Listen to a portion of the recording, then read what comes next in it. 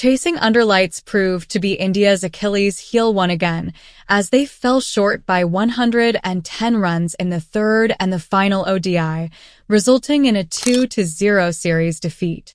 This victory marked Sri Lanka's first series win over India in the 50-over format since 1997, significant achievement especially following their failure to qualify for the upcoming Champions Trophy. India always looked up against it once Sri Lanka won the toss and put 248 on the board, thanks to Avishka Fernando's 96.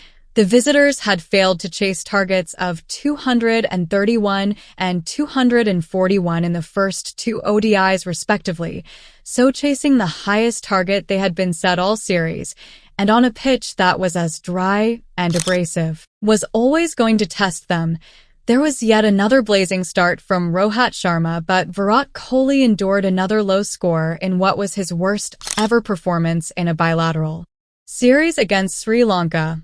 All of that contributing to India crumbling faster than ever against the spinning, skidding ball and losing 6 wickets inside the first 13 overs. It was Wellalage proving a handful for India with his left-arm orthodox spin, picking 4 of those first 6 wickets to fall. After Shubman Gill was bowled by Asitha Fernando, Wellalage put on a show. He first beat Rohit on the slog sweep with an away spinning delivery before pinning Kohli in front with the arm ball.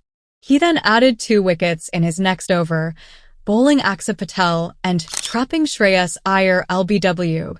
With Iyer's wicket, India had lost 24 wickets to spin across the 3 matches, the most they ever done in a bilateral ODI series.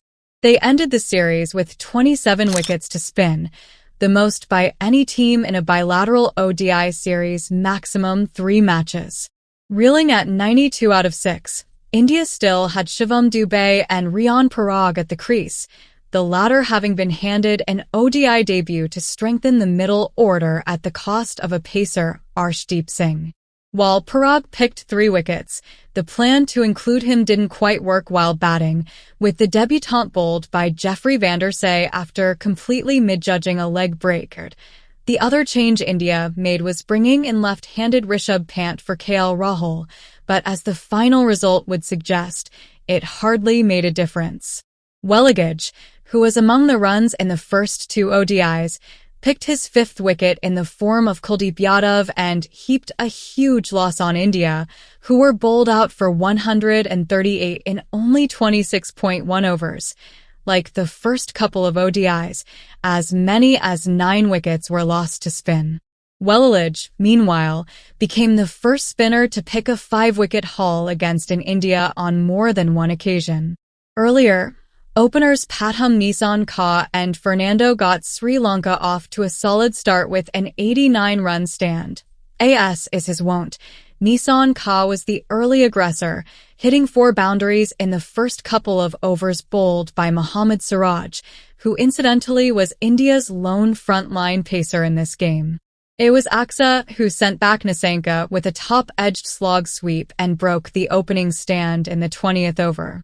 But another solid stand ensued, with Fernando leading this partnership with an attractive half-century off 65 balls, his play against the spinners standing out after a bit of a sluggish start against the Pacers. But when faced with it again in Siraj's second spell, Fernando didn't hold back, dispatching a boundary and a couple of 6s in the space of 5 balls. He looked all set for a well-deserved 100 but played back to a full leg break from Parag and handed the debutant his first odd wicket. Parag soon added the wicket of Charity Asalanka LBW and triggered a collapse from Sri Lanka, who went from 171 to 199 to 6 as Washington Sundar and Siraj chipped in with crucial strikes.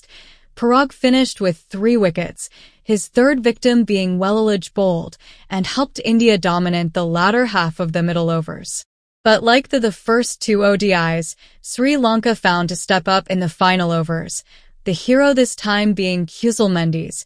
The number 3 batter got to his 5th off 77 balls and helped his team add 31 runs in the final 3 overs of the innings, a phase of play that once again delivered Sri Lanka to a strong total on a challenging pitch.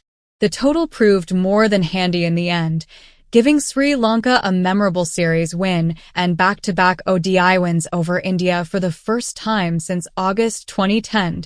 Sri Lanka 248-7 Fernando.